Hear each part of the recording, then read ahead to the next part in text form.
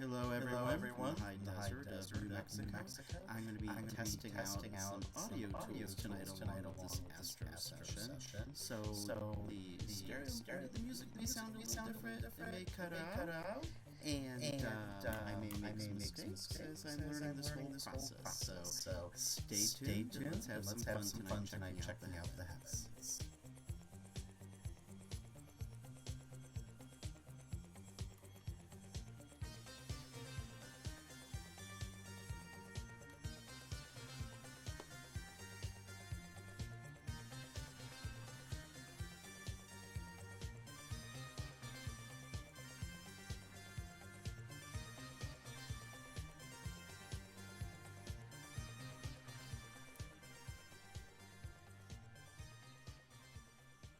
And just to give everyone a heads up, it's a little windy still right now, so we won't be doing a whole lot of deep sky observing just yet. We're going to go to some of the easier targets.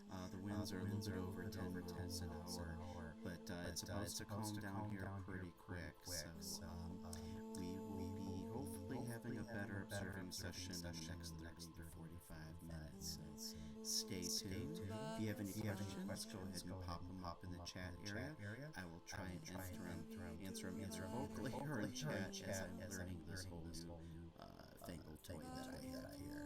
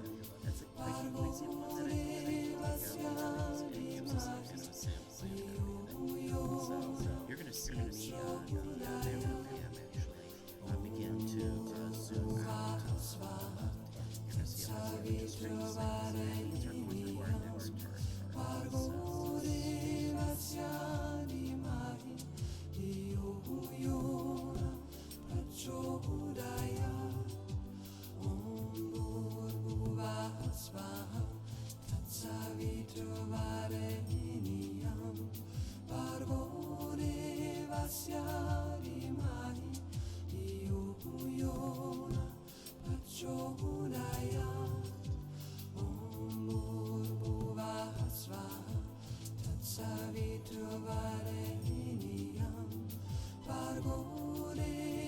vasyalimahi iyuyona prachodaya Umurvasvaha Tatsavitravarenyam Vargo Devasyalimai Iyuyona Prachodaya Umurvasvaha Tatsavitravarenyam Vargo Devasyalimai Iyuyona Prachodaya Umurvasvaha Tatsavitravarenyam Vargo Devasyalimai Iyuyona Prachodaya Umurvasvaha Tatsavitravarenyam Vargo Devasyalimai Iyuyona Prachodaya Umurvasvaha Tatsavitravarenyam Vargo Devasyalimai Iyuyona Prachodaya Umurvasvaha Tatsavitravarenyam Vargo Devasyalimai Iyuyona Prachodaya Umurvasvaha Tatsavitravarenyam Vargo Devasyalimai Iyuyona Prachodaya Umurvasvaha Tatsavitravarenyam Vargo Devasyalimai Iyuyona Prachodaya Umurvasvaha Tatsavitravarenyam Vargo Devasyalimai Iyuyona Prachodaya Umurvasvaha Tatsavitravarenyam Vargo Devasyalimai Iyuyona Prachodaya Umurvasvaha Tatsavitravarenyam Vargo Devasyalimai Iyuyona Prachodaya Umurvasvaha Tatsavitravarenyam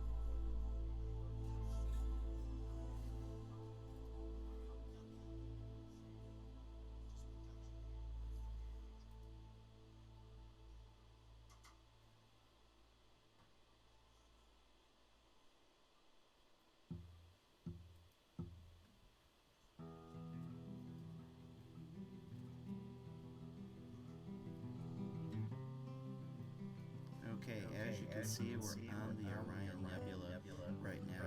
But it's actually somewhat hopeful. I haven't stepped outside. I'm actually doing this broadcast from inside a nice, warm, comfy office. Actually, today was a very beautiful day out, but the winds did pick up. Now it's a little bit cooler out. It's in the 50s and everything. So now I'm kind of chickening out and working inside my office, controlling everything from the telescope.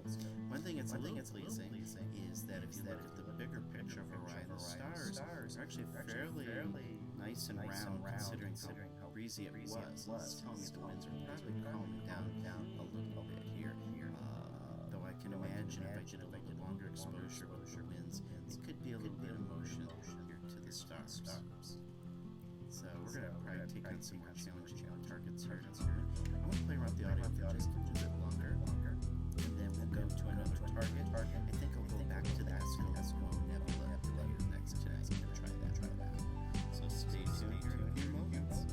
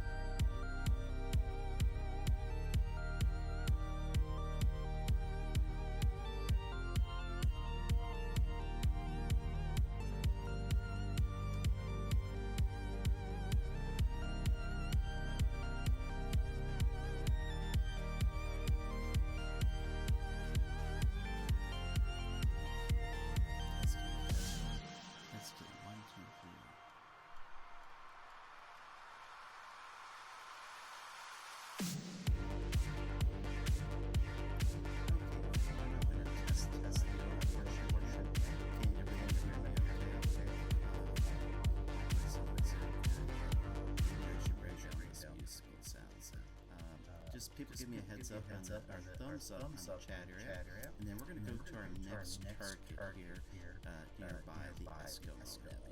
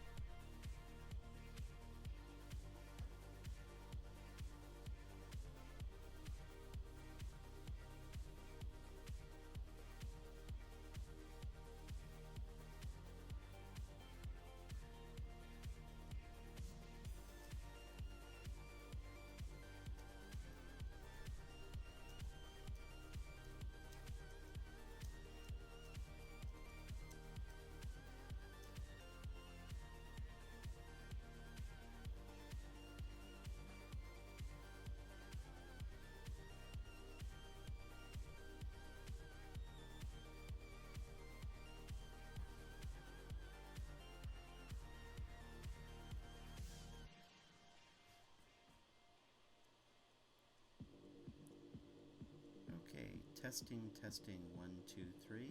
Let's see if it's still echoing, and let's see if you guys can hear me. If you can't hear me, well, I guess I won't get a thumbs up.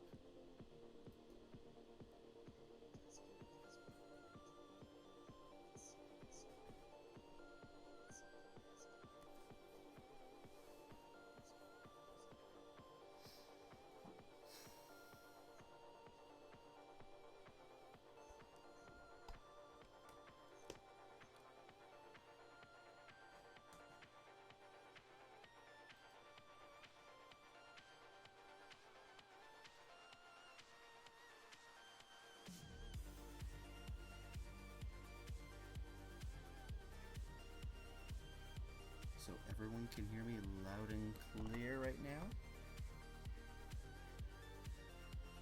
Echo free?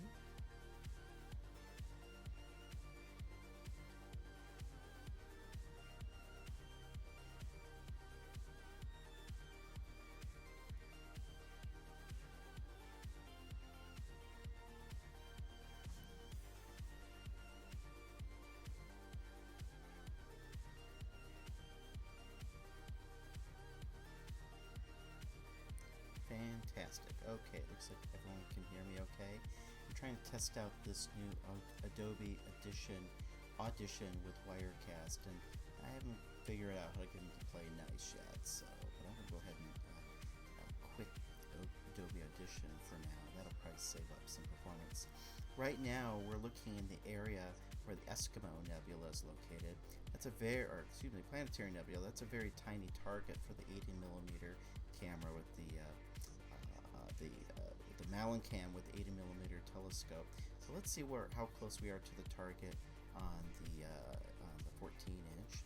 I may have to center this image a little bit here. I'm just going to change this exposure just a little bit.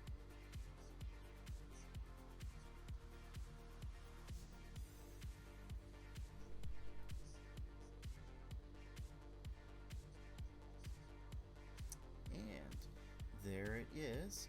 You probably can't see it. It's real, or you'll see it here soon.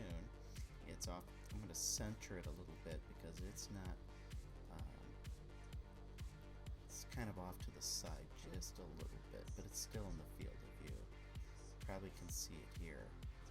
So let me go ahead and center things a little bit, and I can do that using the Mallancam screen. So let's have some fun here with that.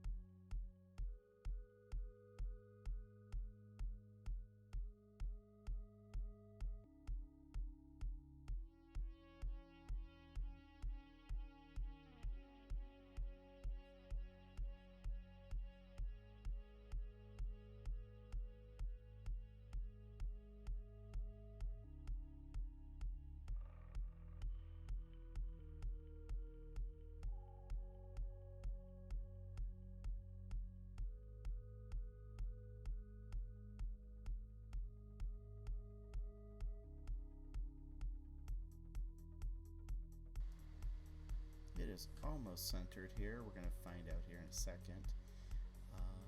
Let's see. Where did it go? I went too far over to the left, so that's why we can't see it. So that's easy. From the comfort of my very warm, cozy office here, I'm just going to control the telescope from here. You can see all the nice streaks on the Malin cam. Or you will. I believe there's a 5 to 10 second delay, so I'm seeing all the fun before you guys see the fun.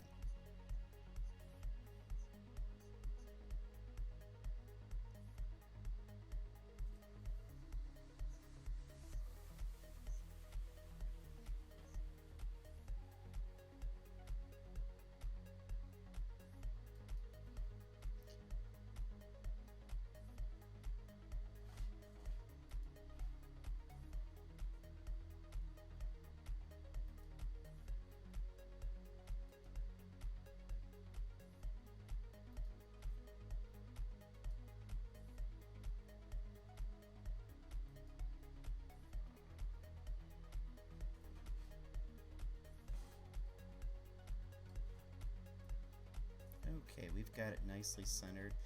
Let's see if our Starlock is tracking this, and let's see how streaky this gets. By the way, if everyone looks at this picture, this is the view from the 14-inch telescope. And if you look at the middle, you see a greenish dot. That is the Eskimo Nebula. So you can see how tiny it is even in this telescope. It's there, we kind of a little expanded. That looks good.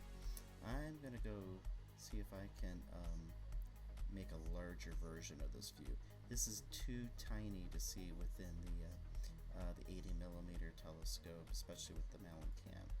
But let me go ahead and see if we can enlarge this picture here. And if it can go fast enough, I'm controlling the camera completely and the file from inside remotely my office. The laptop is actually outside, and it's actually got a nice blanket over it to keep it warm because it is getting cool out. And believe it or not, cold temperatures are not nice for this laptop. So let's go ahead. So it's a little slow. There we go.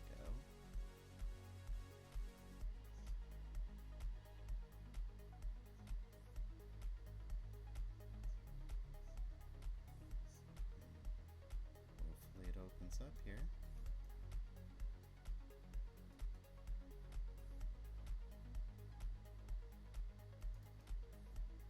And it should. There we go.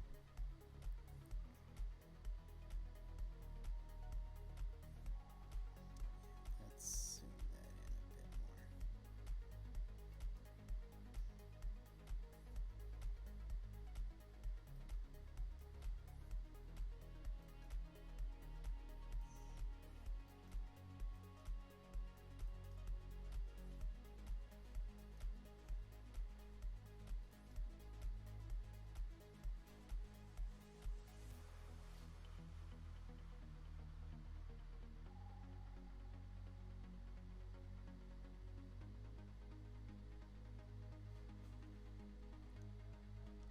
There we go.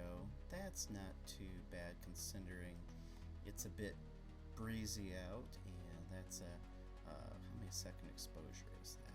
That is nearly, oh, that was an earlier picture I took, so let's get this all figured out here. With a 5-second exposure, so that's not too bad for this view. Let's go ahead, for people who can't hear the audio, let's go ahead, I'm going to go ahead and put a label on this.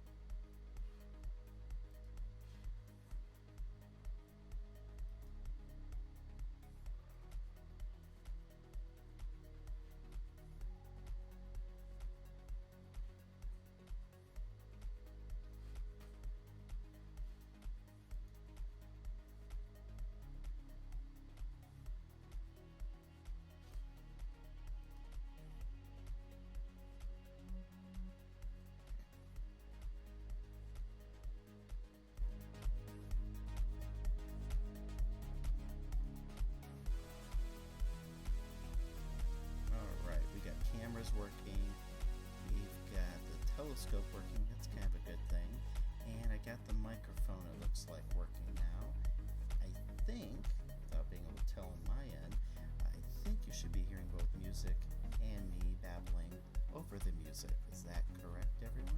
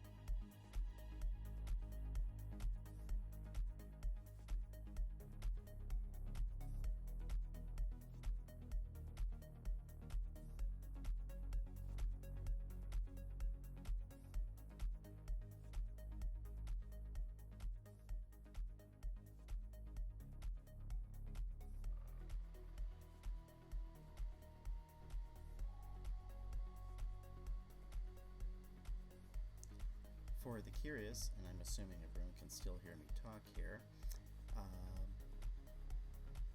the Eskimo Nebula is also called the Clown Phase Nebula. So with the right telescope, the right exposure, and if it wasn't as windy out, you would see something looks like, I guess, either an Eskimo with a hat on, or if you look at it a different way, as a clown face with a whatever decoration around them. This is actually a planetary nebula, and it's in the constellation Gemini. It's fairly faint. As you can see with this telescope, it's only 40 arc seconds in diameter, so you really, a bigger telescope really helps bring this, bring it a little bit bigger into size. And I do see Chuck. Hi, Chuck. Can you hear my voice now and the music less? And just give me a thumbs up or a yes on the chat there.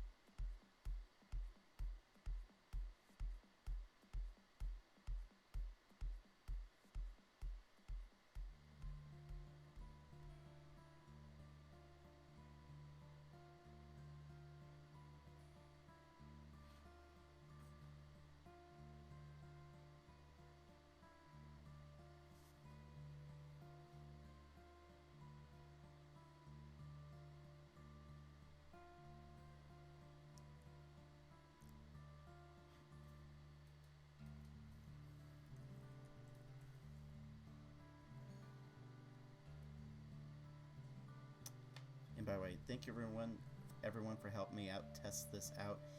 One of my next action items is to try and get this to work with Adobe Audition, so I can take out all the hissing and the background noise, and it'll make it easier to blend in the music and the sound. It's got a fancy mixer and all this stuff. It'd be nice if I figured it out. But I just got all these toys in the last few hours, so it's, I guess, partly a learning exercise. So now I'm going to go here from the Eskimo Nebula, and let's just do check one more thing that's nearby, maybe to have a little fun with. Let's see what the beehive cluster looks like tonight, and then I'm going to do probably a meridian flip with the telescope, and let's look at another part of the sky and everything. So I'm going to close this image here. There's a fun image I took a while ago. Let's hide this.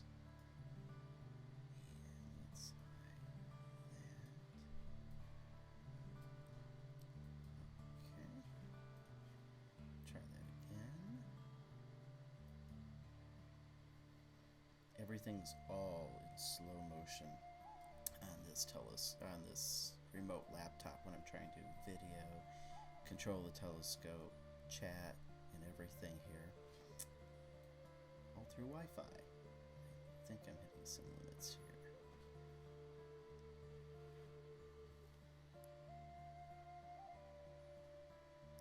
On to the beehive cluster, so you guys in a few moments are going to see stars start to streak on the Malincam screen on the left.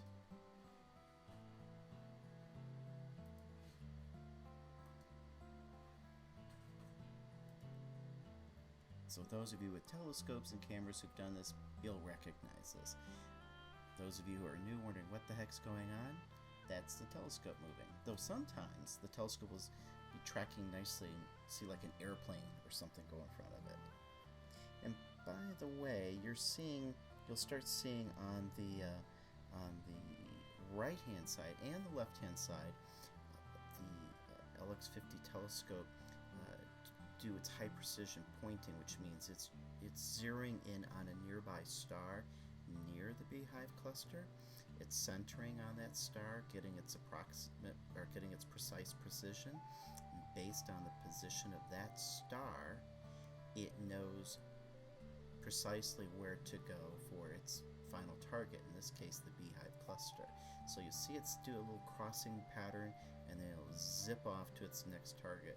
Now the beehive cluster is a fairly bright target to look at, both for the DSLR and the Malincam. So you should see a group of stars show up both on both sides of the screen, both on the left and the right. On the left will be a wide field view of from the Malincam on the 80mm refractor, and on the that's on the left, excuse me. And on the right, you'll see the view from the DSLR, which is a Canon 60DA. And I'm not doing any processing or anything. I'm looking at the screen right now, and it's all showing up live on the screen for both the Canon and the Malincam.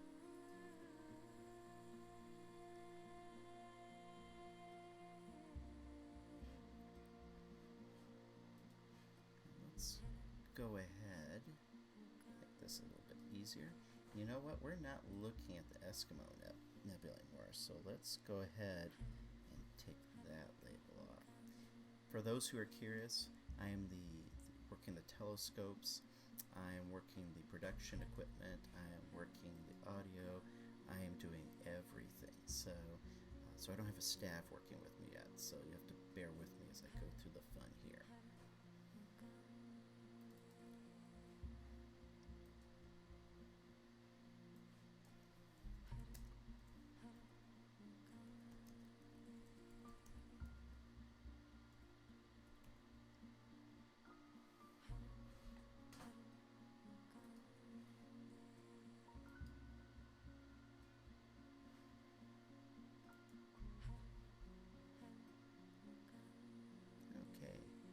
Let's go ahead and take a pretty picture of this from the Canon, and I don't really think we'll need much of an exposure really with this. This is a pretty bright target, and so let's make it look a little prettier, and well, let's see what 5 seconds does.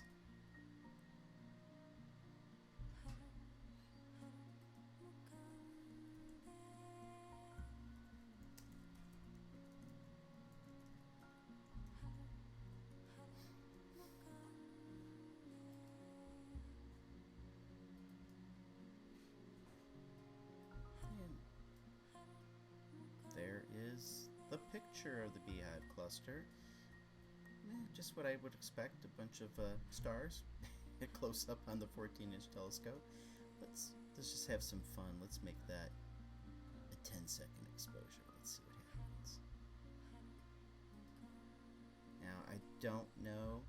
I have on this telescope something called Star Lock, which locks in the stars, and then it allows for long guided exposures.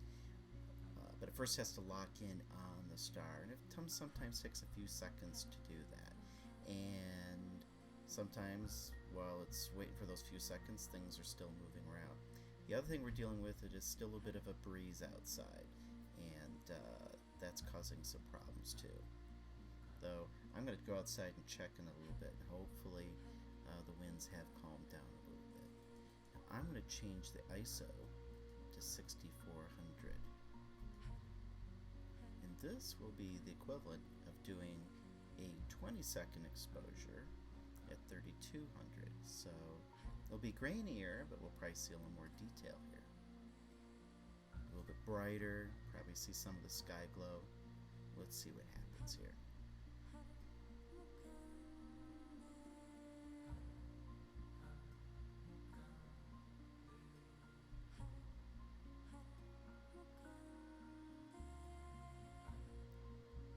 And for you new people out there, the Beehive cluster is actually, it's an open cluster, and it's been known for a very long time, since even before the more modern times, starting in astronomy in the 1800s. It really goes back to ancient times, where they didn't have much light pollution and they could see stuff like this. There we go, the stars look a little brighter, what have you. Let's have fun. I'm going to push the ISO to 128 just to see what happens here.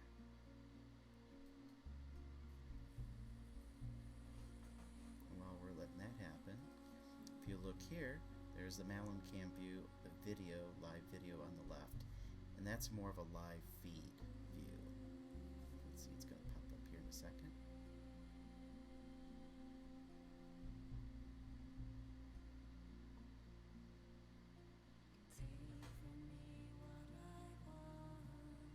There we go. Certainly brighter. We're picking up the sky glow, and of course, there's a bit of a graininess, but it looks like the Beehive cluster.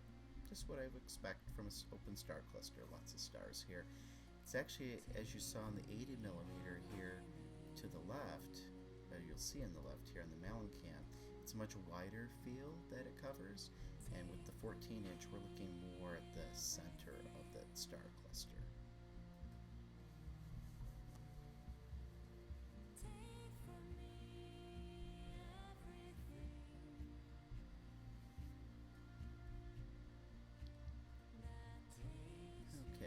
I'm going to hunt down another target here to have some fun. I'll be speaking more in a few minutes, so just go ahead and enjoy the music while you'll see the telescope move to its next location.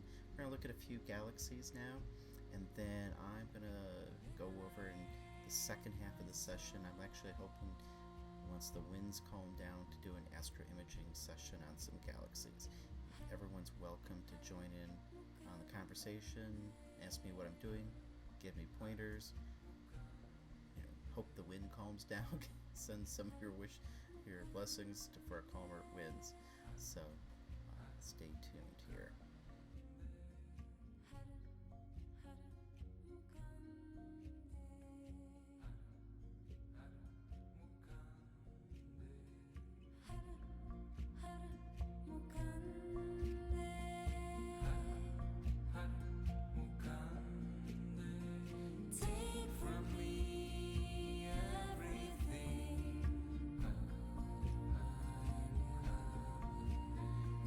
Takes me